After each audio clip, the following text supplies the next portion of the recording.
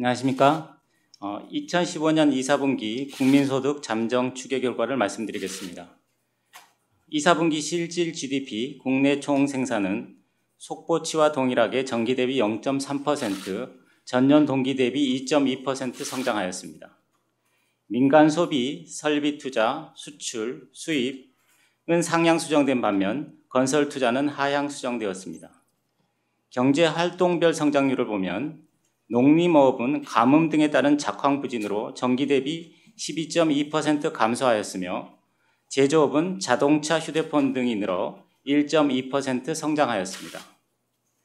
건설업과 서비스업은 전분기 수준을 유지하였는데 서비스업의 경우 도소매 및 음식 숙박업, 보건 및 사회복지 서비스업은 감소하였으나 금융 및 보험업, 부동산 및 임대업은 증가하였습니다. 보도자료 다음 페이지입니다. 지출 항목별로는 민간 소비가 의료 등 준내구재와 서비스 소비가 주로 0.2% 감소하였고 건설 투자와 설비 투자는 각각 1.6%, 0.5% 증가하였습니다. 지식재산 생산물 투자는 민간 부문의 연구개발 투자를 중심으로 0.7% 감소하였으며 수출은 반도체, 휴대폰, 자동차 등이 늘어 0.3% 증가하였고 수입은 원유 자동차를 중심으로 0.9% 증가하였습니다. 다음 페이지입니다. 2사분기 명목 국민총소득 GNI는 전기 대비 0.5% 감소하였는데 이는 명목 국내 총생산은 전기 대비 증가하였으나 국외 순수치 요소 소득이 축소된 데 따른 것입니다. 실질 국민 총소득 성장률은 교육 조건 개선에도 불구하고 국외 순수치 요소 소득이 크게 줄어들면서 실질 국내 총생산 성장률보다 낮은 전기 대비 마이너스 0.1%를 기록하였습니다. GDP 디플레이터는 전년 동기 대비 2.7% 상승하였습니다. 총 저축률은 35.3%로 국민 총 처분 가능 소득이 감소한 가운데 최종 소비 지출이 늘어나 전기 대비 1.2%포인트 하락하였습니다. 국내 총 투자율은 전기 대비 0.1%포인트 하락한 28.0%를 기록하였습니다. 다음으로 2사분기 GDP 추계 결과의 주요 특징을 말씀드리겠습니다. 2사분기 중 내수의 GDP 성장 기여도는 0.6%포인트로 전기에 비해 0.4%포인트 하락하였으며 순수출의 성장 기여도는 마이너스 0.3%포인트로 4분기 연속 마이너스를 기록하였습니다. GDP 디플레이터 등락률은 차감 항목인 수입 디플레이터의 하락세, 전년 동분기의 기저효과 등으로 전분기보다 높은 2.7%를 기록하였습니다. 참고로 GDP 디플레이터를 생산 측면에서 보면 가뭄에 따른 농산물 가격 상승으로 농림업의 디플레이터가 크게 상승한 가운데 유가 하락의 영향으로 중간재 가격, 즉 생산 비용이 떨어지면서 제조업과 서비스업의 디플레이터 상승폭도 확대되었습니다. 마지막으로 실질 국민 총소득은 국외 순수치 요소 소득이 크게 줄어들면서 전기 대비 0.1% 감소하였는데 전분기 큰 폭 증가에 따른 기저효과가 작용하였습니다. 국외 순수치 요소 소득의 감소는 전분기에 크게 늘어났던 기업 배당 소득 등 해외로부터의 수치 소득이 전분기에 비해 큰 폭 줄어든 데 크게 영향을 받았습니다. 이상으로 설명을 마치겠습니다. 질문해 주시면 답변해 드리겠습니다. 질문하실 분들은 마이크 앞으로 나오셔서 소속과 성명을 말씀해 주시면 감사하겠습니다. 네, 안녕하세요. 머니투데이 유엄식 기자인데요. 실질 국민 총소득이 4년 반 만에 줄어든 걸로 나타났는데 이제 순수치 요소 소득이 크게 줄었다는데 어떤 국외에서 더 빠진 금액이 얼마나 더 많은 건지 국내에서 들어온 것보다 어느 비율하고 어떤 이유인지도 좀 구체적으로 설명 부탁드리고요. 수출 기여도가 계속 1년째 감소 중인데 앞으로 지금 현재 수출 경로를 볼 때 이런 게 계속 이어질지 내수를 좀 깎아먹는 그런 게 좀 이어질지 거기에 대해서 전망도 좀 부탁드립니다.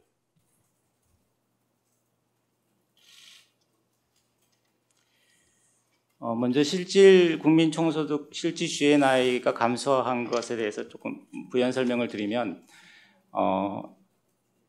일단 실질 국민 총소득은 실질 GDP와 교육 조건 그리고 국외 순수치 요소 소득 등이 반영되어서 나타나는 숫자입니다.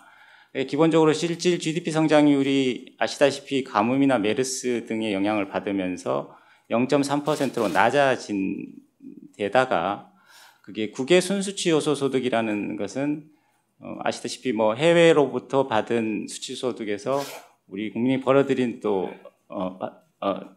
나가는 소득을 빼주는 그런 개념인데 그 숫자는 변동성이 큰 숫자입니다. 기업들이 배당 소득을 가져오는데 그 시점을 바꿀 수도 있거든요. 2분기에 가져오던 배당 소득을 1분기로 옮겨서 가져온다든가 그렇게 하게 되면 1분기는 높아지고 2분기는 낮아지고 하는 현상이 이번 분기에 발생하는 것입니다.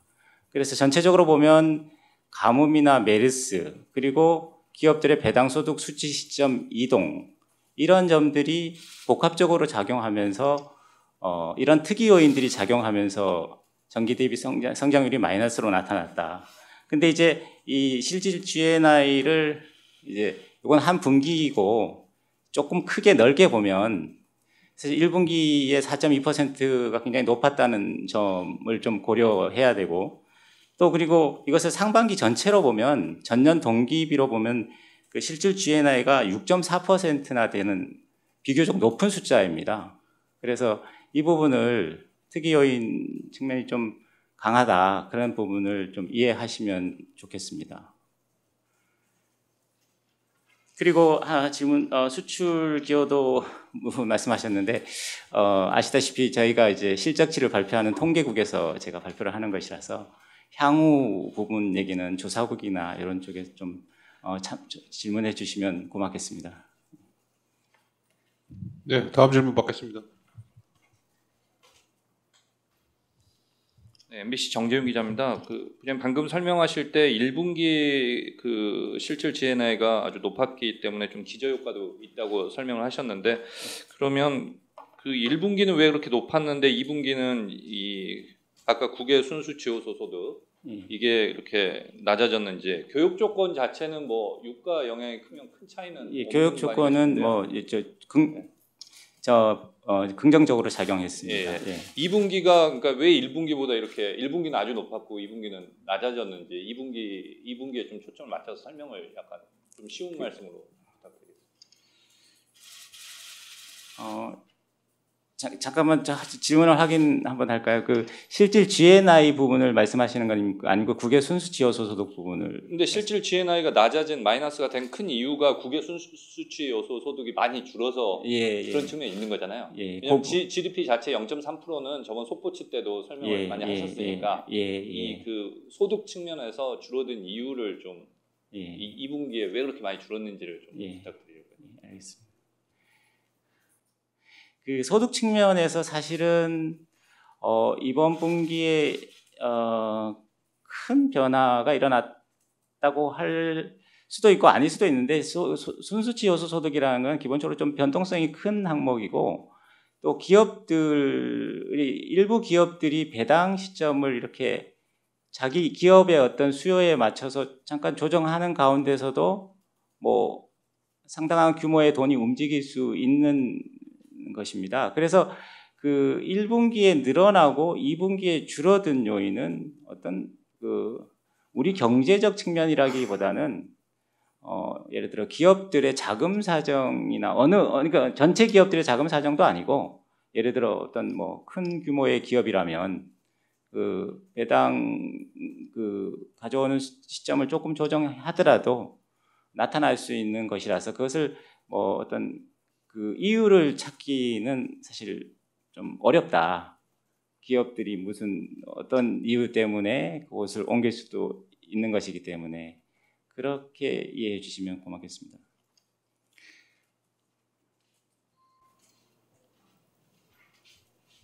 저 조선비즈의 연선욱 기자인데요. 두 가지 질문 드리고 싶은데 하나는 환율이 2분기에 조금 오른 걸로 알고 있는데 그게 GNI 감소하는 데 어떤 영향을 미쳤는지 설명해 주시고요. 그리고 그 지난해랑 상반기 비교해서 디플레이터를 보면은 지난해에는 1분기에 1점이 2분기에 0점이 나왔고 올해 1분기에는 1.8, 2.7 나왔는데 이게 보니까 벌써 2를 넘은 것 같은데 이게 경상성장률로 보면은 만약에 하느니 올해 전망한 2.8을 달성을 한다고 가정할 경우에 보면 계산해 보니까 올해 경상성장률이 작년보다 높아질 수도 있을 것 같다는 생각이 들더라고요. 그러면은 아까 말씀하신 대로 디플레이터가 높아진 게 그 수입 디플레이터가 많이 작용을 한 거라고 설명을 해주셨는데 그 유가 하락 영향이 우리 경제 그 규모에 좀 긍정적으로 작용하는 걸로 해석해도 되는 건지 좀 설명을 해주세요. 예, 알겠습니다.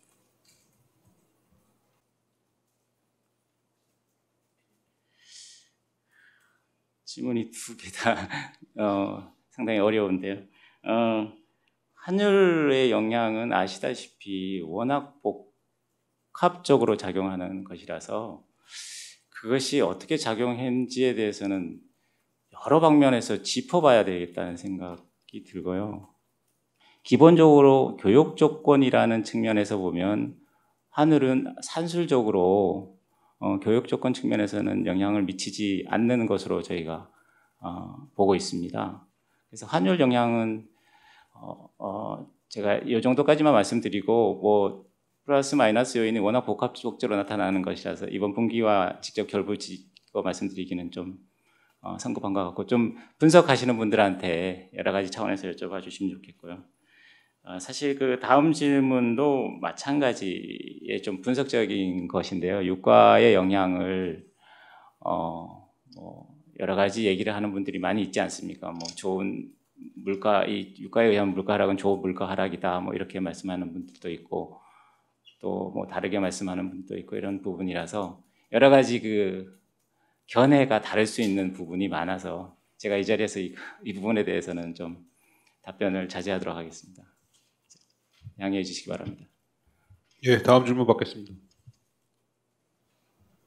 예, 저 연합뉴스의 이지영 기자입니다. 그 국외 순수치 요소소득 그 나눌 때 이제 두 가지로 이제 그러니까 우리나라가 외국인이 우리나라 가정한 곳과 그다음에 우리나라 사람들이 외국에 가져온 곳 두 가지 나뉘는데 그러니까 그 배당이라는 게 아까 말씀하신 게 어느 측면에서 얘기를 하신 건지 좀 정확히 구분을 해주셨으면 하는데 국내 기업이 외국인에 배당을 한 게 늘었다는 건지 아니면은 뭐 우리나라 내국인이 외국 기업에서 전 분기에 많이 받고 이번 분기에 안 받았다는 건지 그 부분을 좀 한마디로 2분기에 국내 기업들이 그 배당이 많아서 뭐 이렇게 마이너스가 난 건지 그 부분 좀 알겠습니다. 우리 기업들이 외국으로부터 받은 수치 소득 쪽에서 변화가 컸습니다. 그래서 상반기 전체로 보면 증가했습니다. 기본적으로 상반기 전체로 보면 전년 상반기보다 늘어났는데 그 늘어나는 시점이 우리 기업들이 돈을 가져올 때 4월에 가져올 수도 있고 3월에 가져올 수도 있는데 예를 들어 작년에는 4월에 가져왔던 2분기에 가져왔다는 것이 올해는 1분기에 가져와서 그것이 분기간에 1분기는 늘어나고 그래서 상대적으로 기저효과로 작용하면서 2분기는 줄어들고 이런 현상입니다. 그러니까 그렇게 답변이 됐으면 좋겠습니다. 예, 저 뉴스핀 김남현입니다. 그 PC 디플레이터 좀 여쭤보려고 그러는데요. 지금 109.40 전년 동기비로 0.8% 나왔던데요. 이게 전분기가 0.4%여가지고 86년 4분기 이후 최저치였던 데에서 이제 반등을 한 모습이잖아요. 그런데 보통 이제 이게 민간 소비 디플레이터니까 보통 CPI하고도 좀 비슷한 개념인데 통계청 자료를 분기별로 보면 이게 1분기에 전분기 0.6%였고 2분기가 전분기 0.5%로 오히려 떨어지는 모습이에요.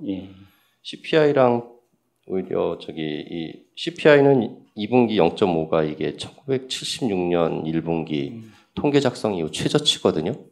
CPI는 이렇게 떨어지는데 PC 디플레이터는 0.4에서 0.8로 반등한 건 상당히 큰 폭인 것 같은데 예. 이 차이는 어떻게 설명을 해 주실 수 있을지 좀 답변 좀 부탁드립니다. 예.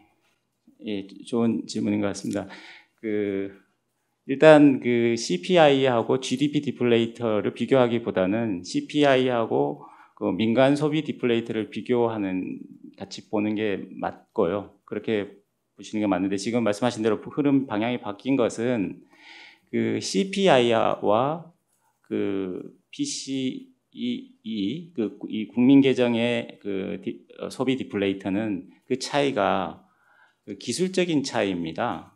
가중치를 활용할 때 이것은 GDP 통계의 소비 지출액을 전년의 소비 지출액을 가중치로 쓰고 CPI는 한 2년 또는 3년에 한 번씩 그 가중치를 사용합니다. 그래서 같은 물가의 움직임을 반영하더라도 적용되는 가중치가 다른데 예를 들어 물가가 내려간 부분의 가중치가 PCPI는 적다면 CPI에 비해서 상대적으로 적은 부분이 있다면 그런 부분들이 올 2분기에 나타난 게 에너지 부분 쪽에서 가스나 에너지 부분 쪽에서 나타났는데 그게 적기 때문에 PCPI는 그럼 CPI보다 상대적으로 올라갈 수 있는 그런 요인이 있습니다. 그거는 그런 것들 어떤 기술적인 차이에 관한 얘기고요. 그런 측면에서 생길 수 있기 때문에 양 통계는 다 최근의 물가 상황을 보여주는 것이다 이렇게 이해해 주십시오.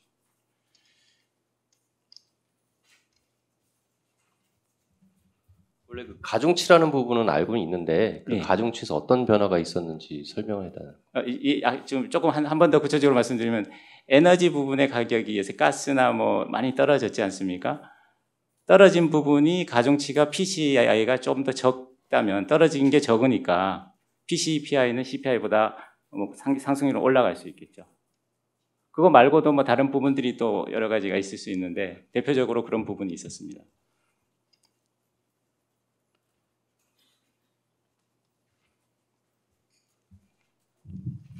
연합인포맥스의 오진우 기자입니다. 국외 순수치 요소소득 이 4조 8천억 정도, 그러니까 금액으로 명목 금액으로 줄어드는 걸로 나오는데 이게 그러니까 실질 GNI 감소 퍼센테이지로는 어느 정도 영향을 미치는 건지 그 부분 좀 설명을 해주시고요. 그다음에 국민 총처분 가능 소득이 꽤 큰 폭으로 줄어든 것 같은데 이거는 왜 그런지 좀 같이 설명을 부탁드립니다. 그다음에 디플레이터, GDP 디플레이터 관련해서 작년에 워낙에 이제 GDP 디플레이터가 0에 가까워서 디플레이션 논란이 굉장히 많았었는데 KDI나 이런 데에서는 CPI보다는 GDP 디플레이터를 봐야 된다라고 이야기도 있었는데 이게 좀 아까 잠깐 설명했었지만 굉장히 큰 숫자로 뛰어 올라온 이유와 이게 좀 현재 물가 상황에 대해서 함의하는 게 뭐가 있는지 좀 설명 부탁드리겠습니다.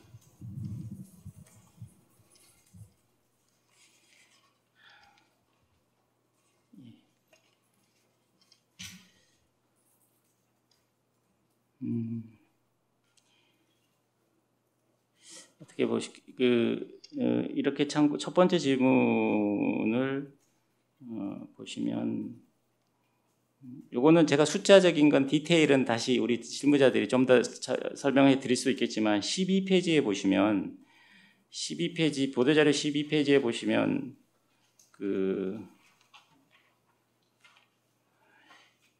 표의 실질 GDP가 0.3%이고 가로로 된 숫자 맨 오른쪽 아래쪽에 0.3% GDP가 있지 않습니까?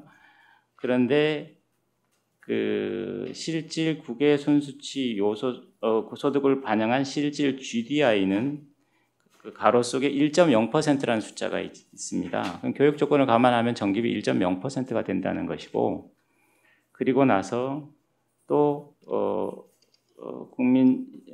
국외 순수치 요소 소득을 감안한 실질 GNI는 맨 위에 마이너스 0.1%로 나타나게 됩니다. 그러니까 그 부분이 이제 그 정도의 영향을 미쳤다 이렇게 보시면 되는데 그 부분의 관계에 대해서는 좀 더 디테일하게는 실무자들이 좀 더 설명해 드릴 수 있을 것 같습니다. 그다음에 국민 총처분 가능 소득 감소도 이 부분이 사실은 똑같은 요인입니다. 그 국외 순수치 요소 소득이 총처분 가능 소득을 감안할 때 들어가면서 그 수치 말씀드린 일부 기업들의 수치 소득 시점 이동하는 것이 영향을 같이 미쳐서 나타났다고 이해해 주시면 되겠고요. 디플레이터, GDP 디플레이터는 언제나 좀 설명이 어려운 부분인데 말씀드렸듯이 아시는 바와 같이 그 CPI는 소비재 가격을 반영하고 있다면 GDP 디플레이터는 소비 외에 수출이나 수입, 투자재 가격까지 다 반영하게 됩니다. 그런데 우리나라의 경우 수입 가격이 원자재 가격, 유가는 원자재 가격이 낮아지면 그 수입 가격이 낮아지면 GDP 디플레이터를 올리는 요인으로 작용하고 그것이 이제 생산 쪽에서 본다면 낮은 원자재 가격, 유가가 낮은 유가나 이런 걸 사면 생산 비용이 싸지는데 일단 뭐 그걸 이용해서 만드는 제품의 가격이 금방 움직이지 않거든요. 예를 들어 뭐 버스 회사로 생각해 보시면 기름값이 싸지면 비용은 적게 드는데 버스 요금은 대체로 가만히 있지 않습니까? 그러면 이제 그 영업이익이나 이윤이 늘면 그것이 디플레이터로 반영되면서 디플레이터가 올라가는 것인데요. 이것이 우리나라의 경우에는 뭐 GDP 디플레이터가 다른 나라의 경우 수출입의 규모가 작은 나라의 경우에는 뭐 국내 물가하고의 관계성이 더 높다고 볼 수 있지만 우리나라는 수출입 규모가 워낙 크기 때문에 그 부분의 그 연관성이 곧바로 잘 나타나지 않을 수 있는 그런 구조입니다. 수출은 우리 GDP의 반이 넘지만 그것은 우리 국민들이 지불하는 가격이 아니고 외국 사람들이 지불하는 가격이고 우리 기업들 입장에서는 판매하는 가격, 이익과 관계되는 것이기 때문에 그런 것을 좀 이해하고 하시면 될 것 같습니다. 부장님 안녕하세요. 저 서울경제 이현성 기자입니다. 지금까지 그 저축률이 높아지는 거를 소득은 높아졌는데 소비를 그만큼 안 한다 이렇게 해석을 해왔는데요. 이번 분기 같은 경우 보면은 총 저축률이 좀 떨어졌잖아요. 예. 해석을 이렇게 소득과 소비를 어떻게 보면 되는지 좀 해석 부탁드릴게요. 예.